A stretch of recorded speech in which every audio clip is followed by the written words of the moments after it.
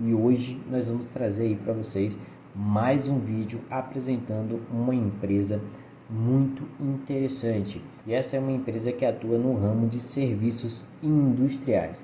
Mas antes da gente dar continuidade aqui para o nosso conteúdo, eu tenho que informar para vocês que esse vídeo não se trata de recomendação de compra, venda ou manutenção do ativo aqui apresentado, mas sim é apenas um estudo inicial para apresentar esse ativo para você. E caso você goste daquilo que você viu, você aprofunde os seus estudos, né, sobre o ativo, e caso você goste dele, entenda o negócio, aí sim você pode estar aí, né, alocando ele na sua carteira de investimentos ou não. A escolha final é sempre sua. Também vou pedindo para você curtir, comentar e compartilhar esse vídeo. E se você ainda não é inscrito aqui no canal, tá esperando o quê? Inscreva-se. Já dando continuidade ao nosso conteúdo, hoje a empresa que nós vamos falar é o Grupo Priner, que é uma empresa que presta serviços industriais, e a gente vai conhecer um pouquinho sobre o histórico dela e o que ela faz. A Priner é uma empresa que existe desde 1982. Antes ela tinha um outro nome, né, que é aqui a Mills. A Mills é uma empresa que ainda existe, mas lá em 2013 a Priner e a Mills fizeram uma cisão, um spin-off, onde o fundo LeBron Equities comprou a participação Priner da Mills, né, e fundou essa empresa. Então, é uma empresa que existe desde 1982, mas a marca Priner ela surgiu aí em 2013. Então a gente vai olhar principalmente aqui de 2013 para frente. Em 2017 foi realizado aí, né, a primeira fase do processo de M&A, adquirindo 51% da RR Isola Fácil. Em julho do mesmo ano, eles adquiriram 75% da Smart Coat, na engenharia de revestimentos, e em outubro do mesmo ano a Priner se tornou a empresa pública PRNR3. Em 2020, no mês de fevereiro, a empresa fez aí o IPO na Bolsa de Valores. E no mesmo ano, eles fizeram aqui também diversas aí aquisições. Em novembro de 2021, eles fizeram a criação da unidade de negócios de infraestrutura e a realização do primeiro Priner Day, um evento aí para os seus investidores. Em 2022 eles fizeram a aquisição aí da Brito Catcher. Em maio eles fizeram a aquisição de 51% da Gemaia. Então isso aqui é até interessante observar que a Gemaia, né, eles fizeram a aquisição da empresa, só que existem uns poréns ali em relação, né, da receita futura que a Gemaia vai representar dentro da Priner. E em janeiro de 2023 eles fizeram a aquisição aí da Soejo, e em fevereiro fizeram a aquisição aí de 100% da Tresc e Labtest.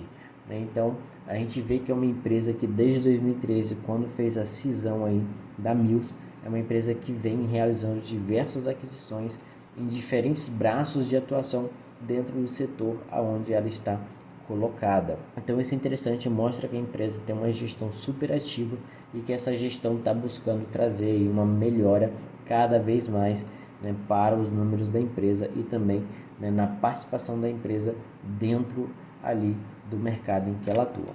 Dando seguimento aqui, vamos falar um pouquinho sobre as unidades de negócio da empresa. A empresa, né, tem 4 braços principais aí, que são os serviços industriais, a infraestrutura, o isolamento removível, né, e a engenharia de integridade e inspeção.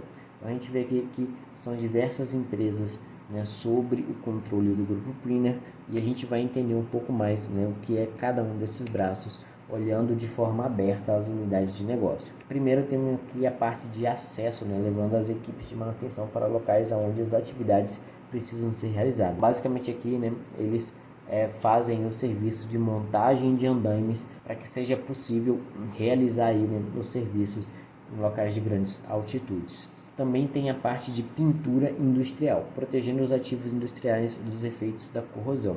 Então veja aqui, né, que é um mercado de atuação muito interessante, e a Priner é um dos maiores players em atuação quando se fala em pintura industrial dentro do Brasil. Então é um mercado aí que eles comandam hoje. O isolamento térmico, que é a conversão de energia nos processos industriais. Então eles têm a tubulação sem isolamento, né, que que pode chegar aí até 200 graus centígrados e que tem uma perda, né, aí de R$ 50 horas.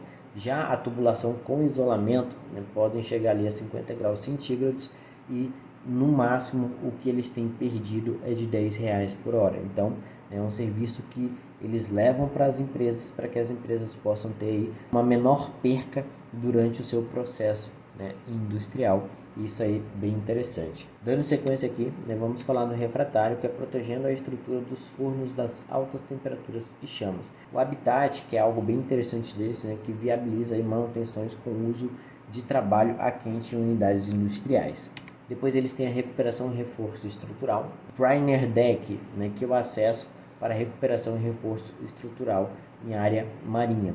E eles também têm a hidrodemolição, que é a remoção de concreto e preparação de superfície. Dando segmento, eles também têm aqui, né, o isolamento removível e PFP, proteção passiva contra fogo, jaquetas térmicas que facilitam o dia a dia das equipes de manutenção e garantem eficiência energética. Os ensaios não destrutivos, né, serviços de inspeção e controle da qualidade de produtos industriais, engenharia de soldagem, qualificação de soldadores e operadores, análise de tensões mecânicas computacional, obtenção de soluções para o fator intensidade de tensões e para a determinação das tensões locais. Então a gente vê aqui, né, que todos os serviços que a Priner presta são serviços obrigatórios para qualquer indústria. Inclusive, a maioria desses serviços, essas indústrias, elas não têm a opção de querer ou não contratar uma empresa que preste esse serviço. Muitos desses serviços, eles são obrigatórios, né? Aí por lei, onde as empresas são obrigadas a contratar uma empresa que preste esse serviço para poder, né, garantir aí a segurança ali do seu processo industrial. Então a gente vê ali que eles trabalham com isolamento, engenharia de revestimento, tratamento anticorrosivo, recuperação estrutural, habitat, engenharia de acesso, inspeção e engenharia de integridade e a caldeiraria. Então isso aí é muito importante, mostra uma diversificação de portfólio muito grande da Priner, né, e isso faz com que, como as suas receitas, né, estejam distribuídas entre vários braços dentro desse setor, né, faz com que a empresa tenha uma segurança da manutenção da sua receita muito maior.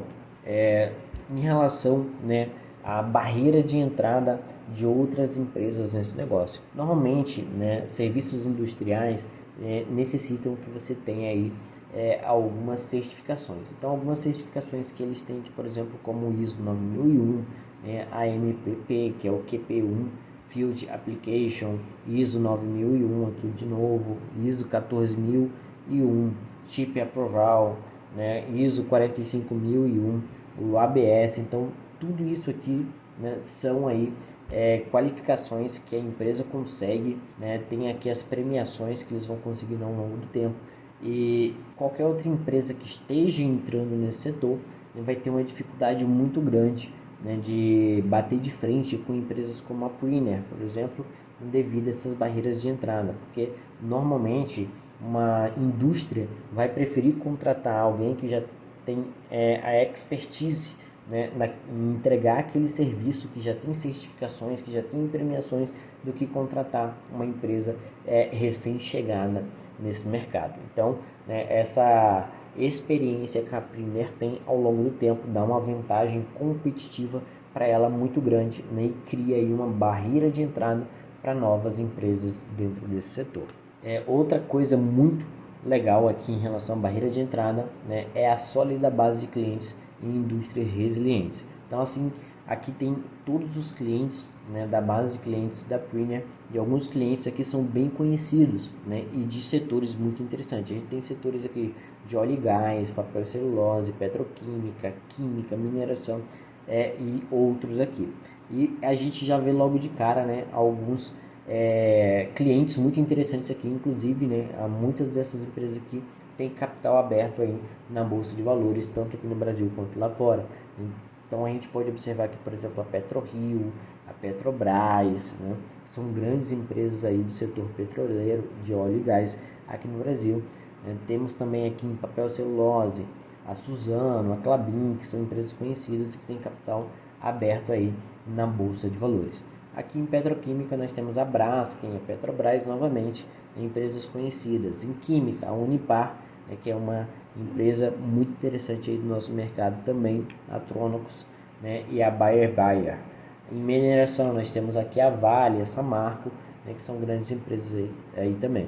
E aqui em outros, né, nós temos empresas interessantes como a cervejaria Ambev, né, a Danone, a Johnson Johnson, a Iveco, a Continental, né, a Unilever, a Siemens, que são grandes players aí do mercado mundial. Então a gente vê que é uma base muito sólida de clientes, né, e que normalmente esses clientes dificilmente vão trocar esse prestador de serviço devido a toda a burocracia, né, que ela teria que passar, e isso facilita com que eles façam a manutenção e a renovação dos contratos que eles já têm com essas empresas. Seguindo aqui, né, voltando àquele assunto da diversificação das atividades e a redução de riscos, né, e as sinergias comerciais. Então a gente vê aqui, né, todos os braços em que eles atuam, acesso, pintura industrial, isolamento e tal, e a gente vê, né, que 2017 para cá, até o primeiro trimestre de 2023, a gente consegue observar que a Priner conseguiu aumentar muito a sua diversificação e já não sendo, né,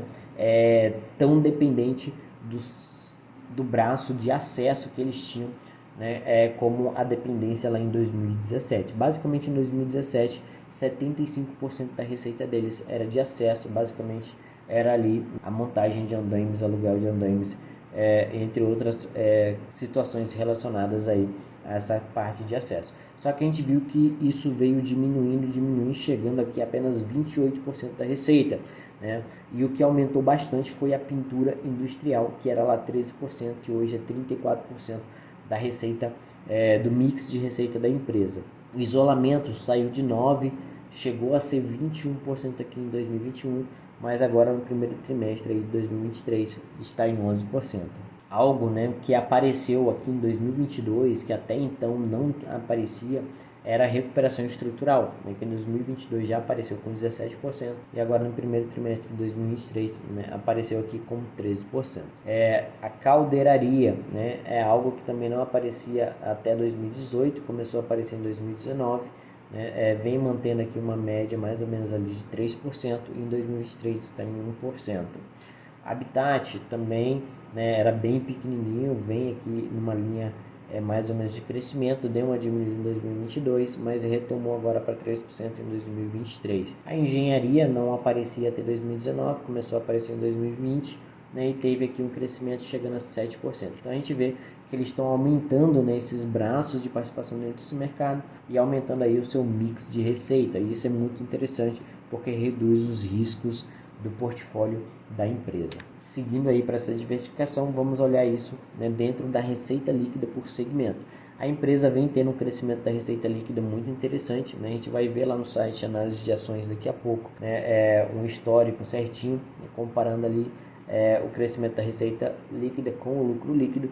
A gente vê aqui que lá em 2017 eles tinham uma receita líquida de 237 milhões de reais, né, vem crescendo até 2019, em 2020 devido à pandemia teve uma redução, mas a empresa logo em 2021 já começou a sua recuperação, né, basicamente dobrando o que ela tinha feito em 2020, chegando agora, né, em 2023 a 925 milhões, basicamente aí a 1 bilhão de reais de receita líquida. Isso é muito interessante, mostra que a empresa está conseguindo crescer a sua receita bruta, tendo aí também o crescimento da sua receita líquida e mantendo aquela diversificação. Óleo e gás aqui 296 milhões de reais, petroquímica 283 milhões, química 62 milhões, papel e celulose 39 milhões, mineração 168 milhões e outros aqui, né, que siderurgia, geração e energia e entre outros 78 milhões de reais. Então a gente vê, né, que a receita deles é bem diversificada por setores. É claro, né, que se somar aqui óleo e gás e a petroquímica, né, que é a parte de exploração aí de petróleo, a gente vê que ainda representa uma boa parte aí, né, do faturamento da empresa. Então a gente deu uma olhadinha aqui no histórico da empresa, falamos um pouquinho aí sobre a diversificação de receita e agora a gente vai ali para o site do análise de ações, né, falar um pouquinho sobre os indicadores aí numerais da empresa. Quando a gente olha aqui para a cotação, a gente vê que a empresa está sendo negociada aí a R$ 10,46, teve uma valorização nos seus últimos 12 meses de 90% na sua cotação. Quando a gente olha aqui o histórico da empresa, a gente vê que a empresa abriu capital a R$13, não teve aqui uma queda, vem negociando na faixa de R$8, chegou a bater aqui R$6, né? De 2021 até 2022 aqui a empresa vem capingando, mas agora recuperou, chegando aqui a uma cotação de R$10. Então a gente vê, né, que ela ainda não voltou, né, ao seu preço de abertura de capital. Quando a gente desce aqui, a gente vê que a empresa vem pagando dividendo aí em 2021, 2022, 2023, né? Tem aqui uma média mais ou menos de 2%, nada muito consistente, até porque o histórico é muito pequeno devido ao fato de que a empresa abriu capital recentemente. A gente vê aqui um PL até interessante de 18 vezes, né? Uma média aqui desde 2021 na casa de 15, né? É um PL aí com uma expectativa nem tão grande, né? E isso aqui a gente vai entender um pouquinho quando a gente olhar para a parte de margem líquida da empresa, né? Já que quando a gente olha para a margem líquida, a empresa está aí com a margem líquida atualmente de 7%. Só que quando a gente olha para o histórico da empresa, a gente vai ver que essa margem deles é sempre bem pequena. Então a gente olha que o ROI, a empresa teve prejuízo em 2017, 2019 e 2020, né? E quando ela tem lucro aqui, a gente vê que a margem deles é numa média de 5%, que é uma média aí, né, de margem líquida, de lucro líquido muito baixa. Que deixa a empresa aí numa situação um pouco desconfortável, já que qualquer, né, ciclicidade dentro do seu setor de atuação acaba fazendo com que a empresa tenha prejuízos ali. E como ela tem uma boa parte ainda relevante de óleo e gás ali, petroquímica, né, então ela acaba sendo dependente também, né, dos preços aí das commodities desses setores. Quando a gente olha aqui, né, o preço sobre valor patrimonial, a empresa está negociando aí 1,73 vezes em relação ao seu valor patrimonial, que é de R$ 5,85 por ação, né? E ela tem um lucro por ação aqui de 54 centavos. Então, nós temos aqui um crescimento na receita, né, até interessante, 16% em 2021, 28% em 2022 e 28% aqui em 2023. Então, né, a gente vê aí que a empresa vem crescendo a sua receita, né, tem um ROI aqui interessante de 28%, uma margem bruta de 23%, mas se a gente olhar aqui a média é na casa ali de 15, 16% mais ou menos, né, é até interessante. O que me deixa assim muito pensativo em relação à empresa é principalmente essa parte aí que ela tem essa margem líquida muito baixa. Quando a gente olha para a receita líquida e para o lucro líquido, a gente vê que a receita da empresa desde 2021 é crescente, né, e ela vem mantendo também aqui um certo crescimento no lucro líquido. Então mostra que a empresa está melhorando aí, né, esse patamar que ela tinha aqui de 2015 a 2020. Até porque com o IPO aí, né, com as chamadas de capitais que ela tem realizado, a empresa tem conseguido realizar diversas aquisições que têm trazido melhora em seus resultados. Quando a gente olha para a dívida da empresa, a gente vê que a empresa ela sempre manteve aqui uma dívida até tranquila. Quando fez o IPO, chegou a ter uma dívida líquida negativa 2020 e 2021, mas a dívida já voltou a crescer, tendo aí hoje, em 2023, um caixa de 79 milhões, uma dívida bruta de 276 milhões e uma dívida líquida de 197 milhões, até tranquilo aí em relação àquilo que a empresa gera ali de receita líquida, né? Então, a gente vê que a Priner é uma empresa interessante, né, e que traz aí resultados positivos nos últimos 3 anos, abriu capital recentemente, pode ser um ativo bem interessante, um setor diferente aí, né? A atuação nos serviços industriais, não é propriamente uma indústria, mas ela está dentro das indústrias. Então diz aí pra gente o que você achou da Priner, comenta pra gente se você já tem ela, né, ou se você se interessou em estudar ela aí futuramente. Comenta pra gente se você conhece outras empresas além da Priner e da Mills que faz esse tipo de serviço e que também, né, são interessantes ou até que seja aí relativamente melhor em relação aos resultados que a Priner apresenta. Vou ficando por aqui, vou pedindo para você curtir, comentar e compartilhar esse vídeo. E se você ainda não é inscrito aqui no canal, está esperando o quê, meu amigo? Se inscreva, né, e não perca nenhuma das nossas novidades, dos nossos vídeos, que traz aqui muito conhecimento, né, e empresas fantásticas para vocês conhecerem e estudarem, né, um pouco mais no mercado. Então, sem mais, vou ficando por aqui e vejo vocês no próximo vídeo. Tchau, tchau.